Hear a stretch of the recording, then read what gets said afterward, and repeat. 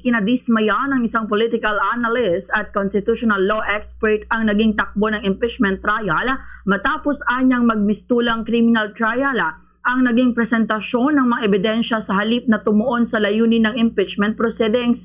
Sa panayam ng Bombo Radyo Kawayan kay Attorney Michael Henry Yusinko, political analyst at constitutional law expert, sinabi nitong hindi dapat ituring na criminal trial ang impeachment dahil magkaiba ang layunin at pamantayan ng dalawang proseso. Ayon kay Attorney Yusinko, napansin niyang tila ginamit sa impeachment ang mataas na antas ng pagbusisi sa ebidensya na karaniwang ginagamit sa mga kasong kriminal, partikular ang pamantayang beyond reasonable doubt, gayong hindi rin ito dapat nabatayan sa impeachment proceedings. Anya, ang ganitong pamamaraan ay nagdudulot lamang ng pagbagal sa proseso at maaaring ilihis ang layunin ng impeachment na alamin kung natiling karapat-dapat sa kanyang posisyon ng isang opisyal ng pamahalaan. Kaugnay naman ng kumakalat sa social media tungkol sa umunoy kasong forgery na iniuugnay kay Attorney Latok o Lotok, sinabi ni Yusinko na bahagi lamang ng estratehiya ng depensa ang questionin ang kredibilidad ng testigo sa pamamagitan ng cross-examination.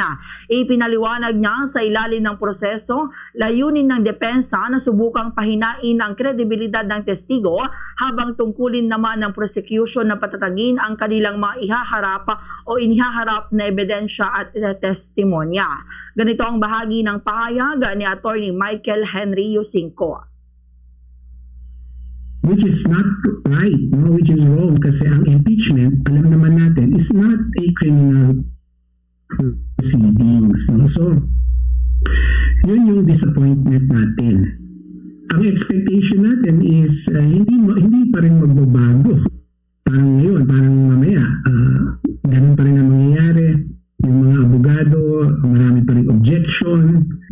So, yun yung assessment natin. Disappointment dahil hindi na ito nagiging ayon doon sa disenyo ng ating saligang batas.